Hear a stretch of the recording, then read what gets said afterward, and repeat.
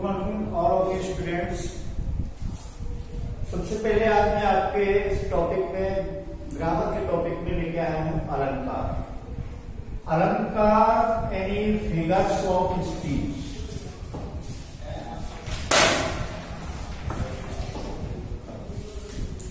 यानी ये जो फिगर्स हैं, यानी स्पीच जो भाषण देते हैं, जो भाषा है उसको सजाने के लिए कुछ ऐसे फिगर्स, कुछ ऐसे तत्वों की आवश्यकता पड़ती है जिनको हिंदी भाषा में हम अलंकार कहते हैं।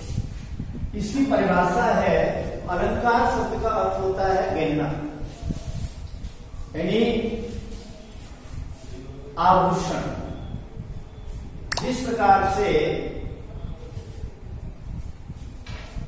किसी भी स्त्री के सौंदर्य वृद्धि में आभूषणों की आवश्यकता पड़ती है।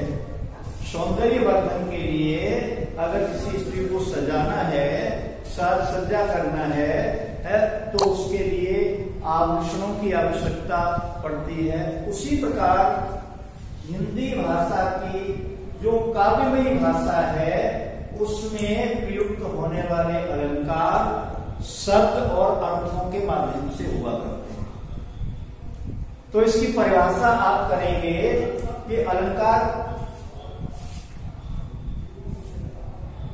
काव्य में, इसकी परिभाषा आप लिखेंगे काव्य में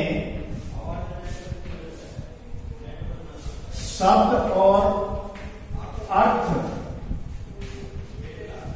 के माध्यम से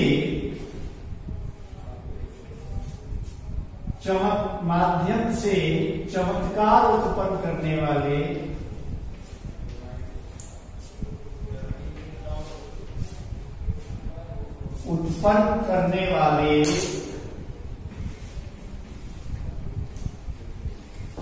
तत्वों या धर्मों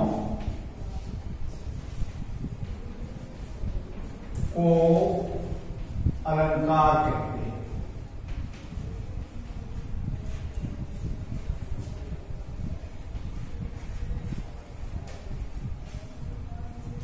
इसकी परिभाषा देखो दोनों ने अपने अपने अनुसार दी है कि जहां काव्य में शब्द और अर्थ के माध्यम से चार चांद लगाने वाले धर्म होते हैं। चार चांद लगाने का मतलब है शोभा उत्पन्न करने वाले, सौंदर्य वृद्धि करने वाले जो धर्म जो तत्व होते हैं उन्हें हम अलंकार कहते हैं।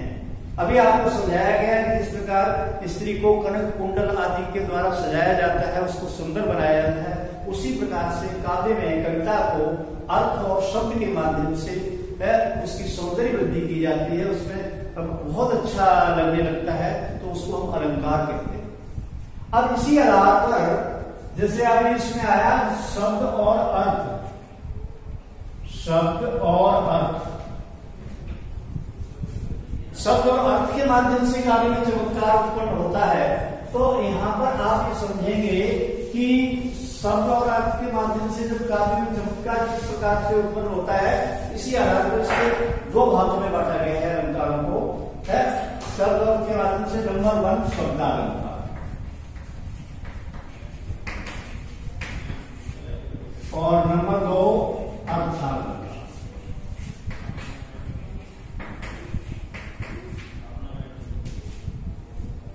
दो प्रकार के अलंकार हो गए, शब्दालंकार और अर्थालंकार। अब हम इन दोनों में से सबसे पहले लेके चलते हैं शब्दालंकार। शब्दालंकार की परिभाषा क्या है? शब्दालंकार प्रश्न उठ जाता है, शब्दालंकार कैसे कहते हैं? तो यहाँ पर शब्दालंकार कहाँ काव्य में शब्दों के प्रयोग से हम लेके चले शब्दालंकार कि जहां, इसकी परिभाषा, जहां काव्य में शब्दों के माध्यम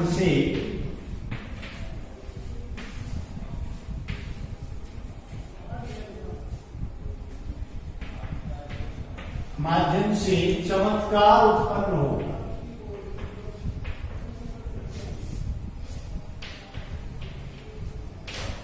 चमत्कार उत्पन्न हो,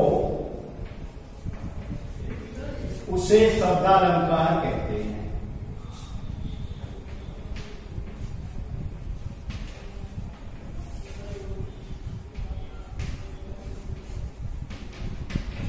परिभाषा इसकी हुई जहां काव्य में शब्दों के माध्यम से चमत्कार उत्पन्न हो, देख करके लोग कहने लगे वाह वाह क्या काव्य रचना की है शब्द के माध्यम से, तो एकदम वहां पर जो है शब्दालंकार हो जाएगा। फॉर एग्जाम्पल आप उसको उदाहरण देके समझाएंगे।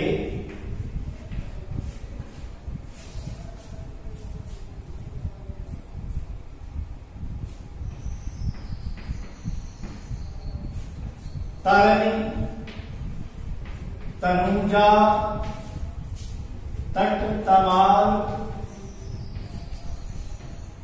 तरवर बहु छाए। किसी कवि ने अपने काव्य में कविता की है और उसमें लिख दिया है, उसकी एक पंक्ति है कि तारणी, तनुजा, तट तमाल, तरवर बहु छाए। अब यहां पर आप देखेंगे शब्दों के माध्यम से, वर्णों के माध्यम से कितनी अच्छी पंक्ति त वर्ण की आवृत्ति है। त, तारणी में त, तनुजा में त, तट में त, तमाल में त, वर्ण के और बहुत से एग्जाम्पल है।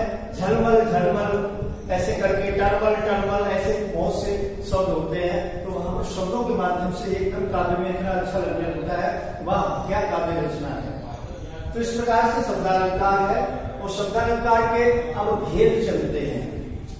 अर्थालंकार को तो बाद में लेंगे, सबसे पहले तो हम जो है शब्दालंकार को ही लेके चल रहे हैं कि शब्दालंकार के भेद। और इसमें शब्दालंकार के भेद में सबसे पहला है अनुप्रास अलंकार। अनुप्रास आ जाता है एग्जाम में कि अनुप्रास अलंकार की लक्षण उदाहरण दीजिए या परिभाषा को उदाहरण दीजिए। तो अनुप्रास अलंकार का अभी हमने जो एग्जाम्पल दिया था तनुजा, ये अनुप्रास अलंकार का ही। अरे इसकी परिभाषा ये है कि जहां एक वर्ण की आवृत्ति या व्यंजनों की आवृत्ति से, जहां व्यंजनों की आवृत्ति से काव्य में शोभा उत्पन्न हो, किसी भी तरीके से कर सकते हैं, शोभा उत्पन्न हो, काव्य में चमत्कार उत्पन्न हो, तो वहां पर अनुप्रास अलंकार होता है।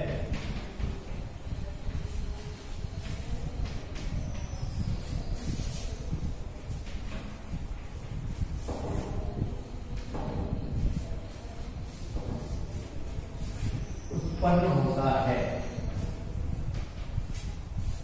परिभाषा ये हुई जहां व्यंजनों की सब आवृत्ति से, आवृत्ति का मतलब है बार बार आना, एक व्यंजन एक से अधिक बार आए बार बार, तो वहां पर जो है अनुप्रास अलंकार होता है। जैसा कभी एग्जाम्पल दिया था तनुजा, तट तमाल, तरवर बहु छाए। और भी इसके एग्जाम्पल्स हैं, जैसे कालिंदी कूल कदम्ब की डारण। अब यहां देखोगे कालिंदी, कूल, कदम्ब की डारण। यहां पर देखेंगे क वर्ण की आवृत्ति हो रही है, कालिंदी में का, कूल में का, कदम्ब में का, क वर्ण की आवृत्ति बार बार हो रही है। और बहुत से एग्जाम्पल हैं इसके। अभी बताया था कि कलकान कुंडल मोर पखा उर्पय विराजती, या मैया मैं तो चंद्र खिलौना ली हूं। तो इसमें इस प्रकार से आप बहुत सारे एग्जाम्पल दे सकते हैं जहां पर रघुपति राघव राजा राम, रघुपति राघव राजा राम, इसमें रावण की आवृत्ति हो रही है। और भी एक जैसे मूर्ति मधुर मनोहर देखी, मूर्ति मधुर मनोहर देखी। अब यहां पर देखिए जहां कहीं पर भी एक वर्ण की आवृत्ति से काव्य कविता सुंदर लगने लगे, बड़ा शोभा पाने लगे, वहां पर अनुप्रास अलंकार होता है। इसकी परिभाषा को ध्यान में रखेंगे, जहां व्यंजनों की आवृत्ति से, जहां एक व्यंजन बार बार आए तो वो होता है अनुप्रास अलंकार। अब हम आगे सेकंड यानी दूसरा अलंकार शब्दालंकार लेके चलते हैं। इनकी परिभाषाओं को विशेष ध्यान देंगे, हर एक में की परिभाषाएं समझ करके और उनको याद करना है, आपने समझना है। जैसे दूसरा अलंकार है यमक अलंकार।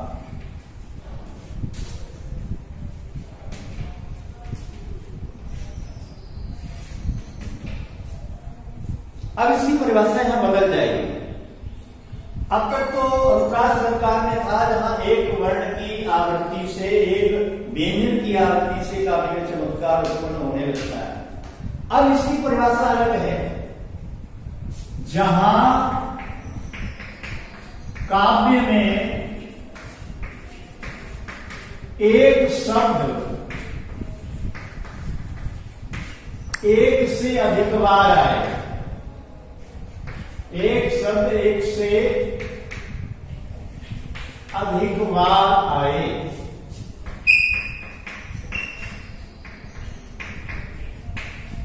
और उन शब्दों के अर्थ अलग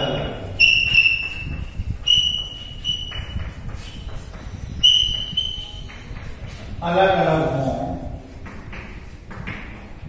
उसे यमक अलंकार के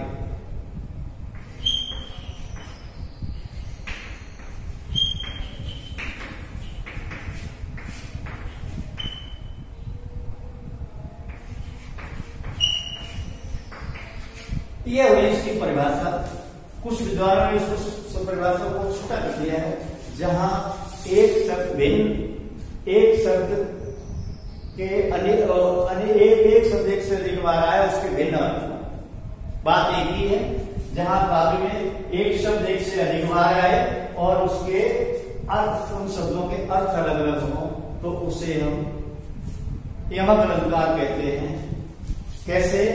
फॉर एग्जाम्पल, एक उदाहरण लीजिए, कनक कनक, कनक कनक ते 100 गुनी, 100 गुनी मादकता अधिकाय।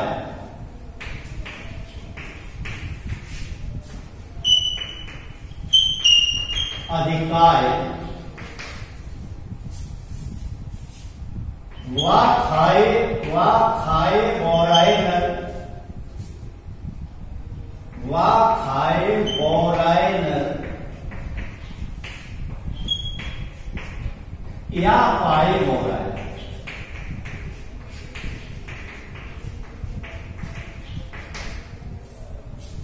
ये एग्जाम्पल दिया गया। इसमें आप देखोगे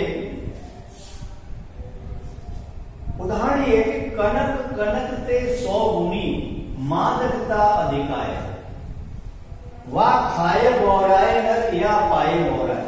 यहां पर कनक कनक शब्द एक से अधिक बार आया है। हमने परिभाषा बताया था, एक शब्द एक से अधिक बार आया और दोनों कनक कनक शब्द के अर्थ अलग अलग है। एक कनक शब्द का अर्थ है धतूरा, एक कनक शब्द का अर्थ है धतूरा और दूसरे कनक शब्द का अर्थ है सोना। कैसे?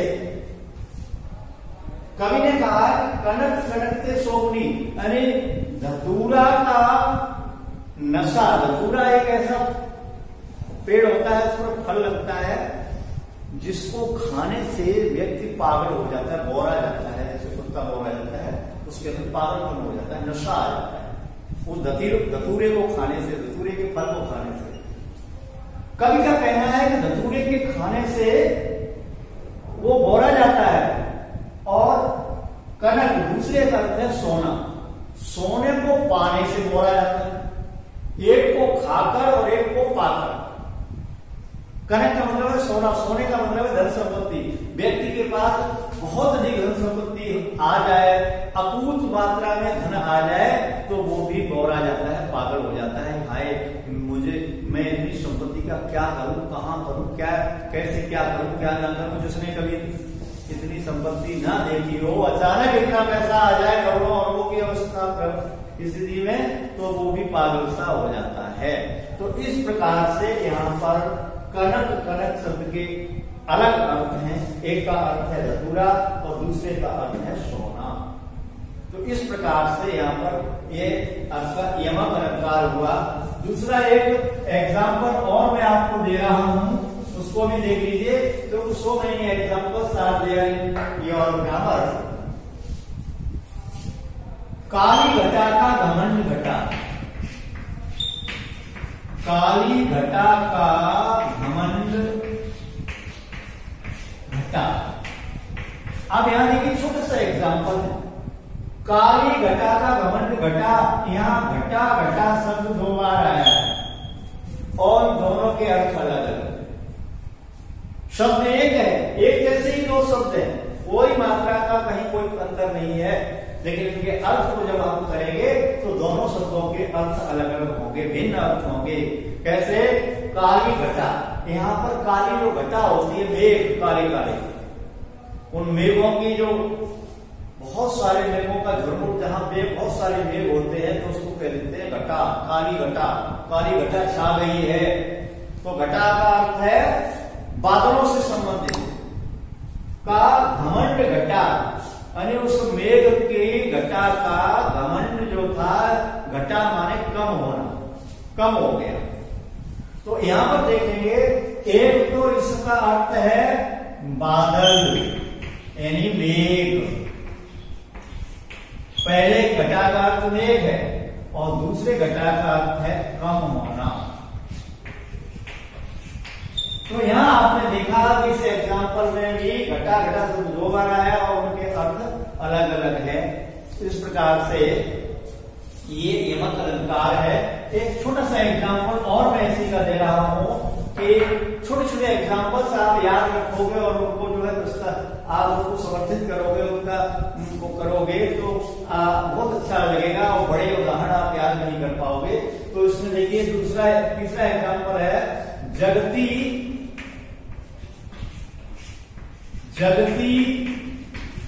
की मूक प्यास।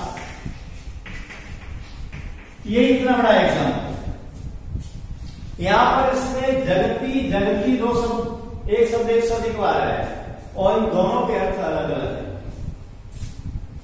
पहली जगती का अर्थ है जागृत होना,